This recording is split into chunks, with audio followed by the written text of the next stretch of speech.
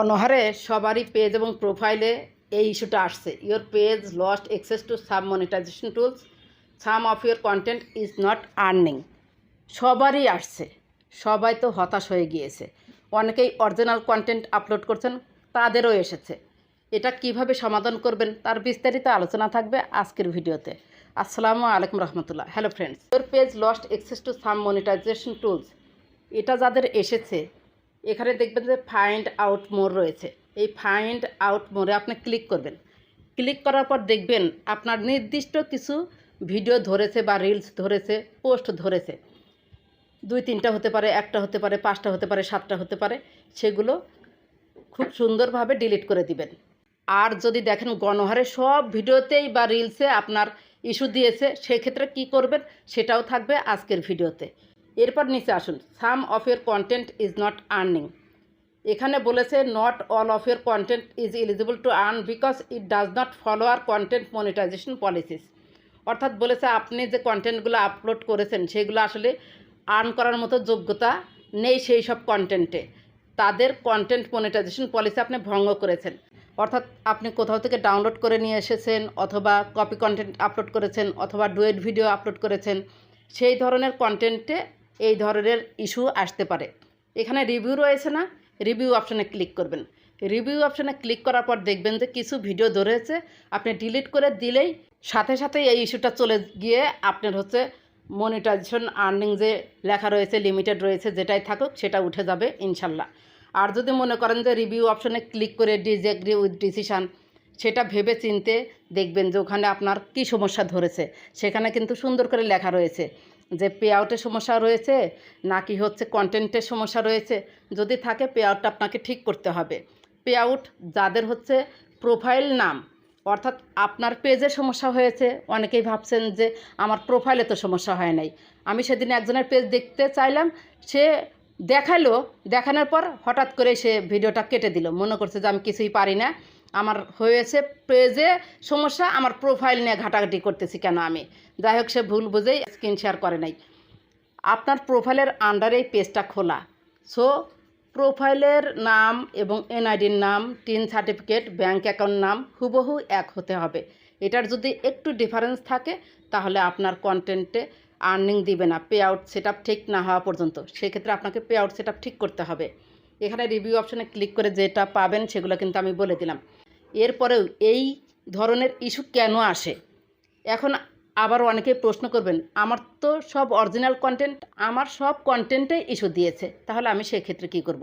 চলুন সেটাও জেনে নেই যে এই ধরনের ইস্যু কেন আসে এবং সমাধান আমরা কিভাবে করব। এই ইস্যু নিয়ে আমি প্রোফাইলে একটি পোস্ট করেছিলাম। প্রথম পয়েন্টে আমি বলেছি যে ইস্যু আসার কারণ ইনঅথেন্টিক কন্টেন্ট বা মৌলিক নয় এমন কন্টেন্ট প্রকাশ করা। এখন প্রশ্ন হলো, ইনঅথেন্টিক কন্টেন্ট বলতে এমন কন্টেন্টকে বোঝায় যা আপনার নিজের তৈরি, বাস্তব বা মৌলিক নয় বলে মনে হয়। বিশেষ করে facebook.com অনুযায়ী দর্শকদের বিভ্রান্ত করে বা বারবার একই ধরনের কন্টেন্ট প্রকাশ করলে এটি ইনঅথেন্টিক কন্টেন্ট হিসেবে ধরা হতে পারে। উদাহরণস্বরূপ, ভিডিওটি আপনারা মনোযোগ সহকারে দেখুন, আপনাদের ভালো লাগবে, কারণ অনেক কিছু শেখার আছে। অন্যের ভিডিও ডাউনলোড করে নিজের নামে আপলোড করা, একই ভিডিও বারবার সামান্য এডিট করে প্রকাশ করা, অন্যের ভয়েস, ছবি বা ক্লিপ ব্যবহার করে নিজের কন্টেন্ট দাবি করা, এআই বা ট্যাবলেট দিয়ে গণহারে একই ধরনের ভিডিও তৈরি করা, ভুয়া তথ্য, বিভ্রান্তিকর থাম্বনেইল বা শিরোনাম ব্যবহার করা, শুধুমাত্র ছবি বা স্লাইড শোতে গান বসে ভিডিও বানানো যেখানে নিজের কোনো অবদান নেই। এইসবের সাথে যদি মিলে যায় তাহলে আপনি ভাববেন যে আপনার ইস্যু আসার কারণটা সত্যি। পরের পয়েন্ট কপিরাইট যুক্ত মিউজিক ব্যবহার করা। যারা কপিরাইট ফ্রি করে মিউজিক ব্যবহার করেননি তাদের কিন্তু এই ইস্যুটা এসেছে। এর পরের পয়েন্ট থার্ড পার্টি অ্যাপ বা অবৈধ পদ্ধতিতে লাইক, ফলোয়ার, ভিউ ও শেয়ার সংগ্রহ করা। অর্থাৎ আপনারা কিন্তু অনেকেই লাইভে গিয়ে, অন্যের লাইভে গিয়ে পিনে বসেছেন, পিনে বসেই ধাপাধাপ মনে করেন যে ফলোয়ার্স নিয়েছেন, ফলোয়ার্স বেড়ে গিয়েছে। হঠাৎ করেই কেউ আপনার ভিডিও দেখলো না, সেখানে কমেন্ট করলো না, আপনার ফলোয়ার্স বেড়ে গেল। এটা কিন্তু ফেসবুকের অ্যালগোরিদম খুব সহজেই ডিটেক্ট করে ফেলেছে। সেজন্যও কিন্তু এই ইস্যুটা এসেছে। অনেকে আবার পোস্ট করেন গ্রুপে গিয়ে, ফলো করলে ফলো পাবেন, আমি লাইনে আছি, আমি অ্যাক্টিভ আছি। এভাবে যারা গণহারে লাইক, ফলোয়ার্স সংগ্রহ করেছেন তাদেরই এই ধরনের ইস্যু এসেছে। এর পরের point very very important, bonus বা মনিটাইজেশন শর্ত পূরণে অনিয়ম বা কৃত্রিম পদ্ধতি ব্যবহার করা। অনেকেই টাকা দিয়ে মনিটাইজেশন অন করেছেন। মনিটাইজেশন টাকা দিয়ে অন করা যায় কিনা আমার জানা নেই, তবে বোনাসটা যে টাকা দিয়ে পূরণ করা যায় সেটা কিন্তু আমি নিজেই করেছিলাম। পরে আমি সেই ভিডিওটা অনেক এডিট করে বাস্তবধর্মী একটা পোস্ট করে সেটা ঠিক করেছি। এই যে বোনাস যারা অন্যের মাধ্যমে টাকা দিয়ে পূরণ করেছেন সেটাও কিন্তু ফেসবুকের অ্যালগরিদম ডিটেক্ট করে ফেলেছে। এরপরের পয়েন্ট হচ্ছে যারা গণহারে কুকিং ভিডিও আপলোড করেছেন, অর্থাৎ আপনারা কুকিং টাইপের ভিডিও, রেসিপি এই টাইপের ভিডিও আপলোড করেছেন। এখানে আমার মনে হচ্ছে যে ব্যাকগ্রাউন্ডটা একই হয়েছে, আপনারা যে রান্না করেন সেই রান্নাঘরের ব্যাকগ্রাউন্ডটা একই হয়েছে, সে কারণেও ধরতে পারে, কিন্তু এটা ধরার কথা না। সেখানে আপনারা দেখবেন যে আপনি যে কুকিং রিলেটেড ভিডিও দিয়েছেন সেই ভিডিওতে নিজে অরিজিনাল ভয়েস দিয়েছেন কিনা। নিজের অরিজিনাল ভয়েস দিলে আপনার ইস্যুটা চলে যাবে, কোনো টেনশন করতে হবে না। আর যদি কুকিং ভিডিওতেও অন্যের কথা দেন, ভয়েস দেন, মিউজিক দেন, তাহলে আপনাদের ইস্যু আসার যথেষ্ট কারণ আছে। এরপরের পয়েন্ট হচ্ছে রিইউজড ভিডিও, অর্থাৎ একজন ভিডিওটা অলরেডি ফেসবুকে আপলোড করেছে, বারবার আপলোড হয়েছে, সেই ভিডিওটাই আপনি একটু এডিট করে ছেড়ে দিলেন। ওয়াটারমার্কযুক্ত ভিডিও, অর্থাৎ আপনি ভিডিও আপলোড করেছেন, সেই রিলসে বা ভিডিওতে ওয়াটারমার্ক রয়েছে এডিটিং অ্যাপের, বা এডিট না করেই কন্টেন্ট আপলোড করেছেন। আবার দেখা যায় যে যারা ডুয়েট ভিডিও আপলোড করেন, ডুয়েট ভিডিও করার কিন্তু সঠিক একটা মাপ আছে, যেমন 50-50 অথবা 40%, 60% এভাবে ভিডিও আপলোড করতে হয়। যারা এই নিয়মটা মেনে চলেছেন তাদের ঠিক আছে, আর যারা এই নিয়ম মানেন নাই, ব্যাকগ্রাউন্ড চেঞ্জ করে দিয়েছেন, আবার একটু দেখা যাচ্ছে ডুয়েট ভিডিও করেছেন, তাদের কিন্তু এ ধরনের সমস্যা বেশি হচ্ছে। এরপরের পয়েন্ট হচ্ছে ফেসবুকের সাম্প্রতিক আপডেট বা সিস্টেমজনিত সমস্যার কারণে ভুলবশত ইস্যু আসা। একটু ওয়েট করবেন, চলে যাবে। ধরুন উপরোক্ত পয়েন্টের মধ্যে আপনার পয়েন্ট মিলে গিয়েছে, তাহলে আপনি কি করবেন? আপনি যা করবেন সেটা হচ্ছে, যদি নির্দিষ্ট কোনো কন্টেন্টে ইস্যু দেখায় সেটি আপনি দেখবেন এবং ডিলিট করে দিবেন। এরপরে যদি সব অরিজিনাল কন্টেন্ট থাকা সত্ত্বেও ইস্যু এসে থাকে, তাড়াহুড়ো করে কোনো পোস্ট বা রিলস ডিলিট করবেন না।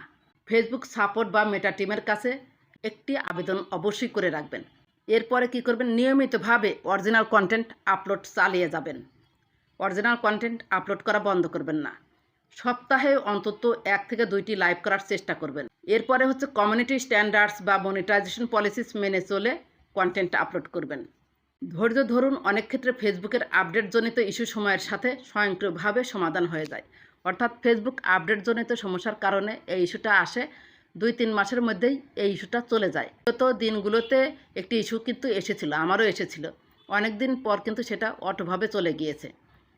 সো এই যে আমি পয়েন্টগুলো বললাম, যেভাবে সমাধান করতে বলেছি ঠিক সেভাবেই সমাধান করবেন। আর যাদের 100% বিশ্বাস আছে যে আমার অরিজিনাল কন্টেন্ট, আপনি নিশ্চিত থাকেন ফেসবুক আপডেটজনিত সমস্যার কারণে এই ইস্যুটা এসেছে, আপনি ফেসবুক টিমের কাছে আবেদন করে রাখুন, অরিজিনাল কন্টেন্ট আপলোড করুন এবং লাইভ করতে থাকুন। এই সমস্যার সমাধান 100% আপনি নিজেই করতে পারবেন। মনে রাখবেন, দীর্ঘমেয়াদে শুধুমাত্র মৌলিক ও মানসম্মত কন্টেন্টই মনিটাইজেশন ধরে রাখার সবচেয়ে কার্যকর উপায়। অর্থাৎ আপনারা আবল তাবল কন্টেন্ট আপলোড করে মনিটাইজেশন টিকিয়ে রাখতে পারবেন না। এখন হচ্ছে ফেসবুকের অ্যালগরিদম খুবই শক্তিশালী, আপনারা একটু কপি করলেই ফেসবুকের অ্যালগরিদম সেটা ধরে ফেলছে। সো ফেসবুক থেকে যদি ইনকাম করতেই চান সঠিক পদ্ধতিতে, তাহলে ধৈর্য ধরে বুদ্ধি খাটিয়ে ফেসবুকে আপনাকে কাজ করতে হবে। যারা অরিজিনাল কন্টেন্ট আপলোড করেন প্রতিটি পোস্ট চেক দিবেন। ধরুন এখানে আবার অনকে পোস্ট রয়েছে, নিচে আসুন, অবশ্যই আপনারা ধরতে পারবেন। দেখবেন যে ফেসবুক থেকে কন্টেন্টটা মুছে দিয়েছে। এই যে এখানে ফিল্টার্স রয়েছে না, ফিল্টার্সে আপনি ক্লিক করবেন। ক্লিক করার পর এই যে এখানে দেখতে পাচ্ছেন টুডেতে ক্লিক করবেন। এখানে 15ই জুন সিলেক্ট করা রয়েছে। এই যে 20-26 রয়েছে, 20-26 আপনি ক্লিক করুন। আমি 25 সাল বা যেদিন আপনি প্রোফাইল খুলেছেন সেই দিক থেকে চেক দিন। 25 সালে আমি ধরলাম, ধরেই এই যে 15ই জুন সিলেক্ট করলাম, ওকে দিলাম, ডান দিলাম। ডান দেওয়ার পর এখন এই 15ই জুনে কি পোস্ট আমি করেছি, 15ই জুন থেকে এই যে নিচে আসবে পিন পোস্টের পরে সেগুলো দেখা যাবে। এই যে জুনের 15, এই যে ঠিকমতো সময় দিতে পারি না, কিন্তু পারফরমেন্স অনেক ভালো আছে আলহামদুলিল্লাহ। এই যে এগুলা দেখবেন, এখানে যদি ইস্যু এসে থাকে এই কন্টেন্ট এখানে ফেসবুক রিমুভ করে দিয়েছে। এইভাবে প্রতিটা কন্টেন্ট আপনি চেক দিবেন। চেক দিয়ে যদি রিমুভ করে দেয় এই 3 ডটে ক্লিক করবেন। 3 ডটে ক্লিক করার পর এই যে এখানে দেখবেন যে মুভ টু ট্রাশ, এই মুভ টু ট্রাশে ক্লিক করলেই পোস্টটা ডিলিট হয়ে যাবে। তারপর অ্যাক্টিভিটি লগ থেকেও ডিলিট করে দিবেন। এভাবে যদি প্রতিটা পোস্ট আপনারা চেক দিতে পারেন তাহলে আপনার কোন কন্টেন্টে ইস্যু এসেছে সেটা আপনারা খুব সহজে খুঁজে বের করতে পারবেন। সেই পোস্টগুলো খুঁজে বের করে যদি ডিলিট করতে পারেন তাহলে আপনার এই ধরনের ইস্যু খুব সহজে চলে যাবে। ফিল্টারসে আমি আবার ক্লিক করলাম, আজকের তারিখটা আমি সিলেক্ট করব। এই যে 20-25 সালে ক্লিক করলাম, এই যে 26 সাল সিলেক্ট করলাম, ওকে সিলেক্ট করলাম, ডানে সিলেক্ট করলাম, তাহলে রিসেন্ট কন্টেন্টগুলো আমার উপরে থাকবে। আশা করি বুঝতে পেরেছেন যে এই ধরনের ইস্যু নিজেই কিভাবে সলভ করবেন। যদি ভিডিওটি ভালো লেগে থাকে বা আপনার একটু উপকার হয়ে থাকে তাহলে সাথেই থাকবেন। ধন্যবাদ সবাইকে।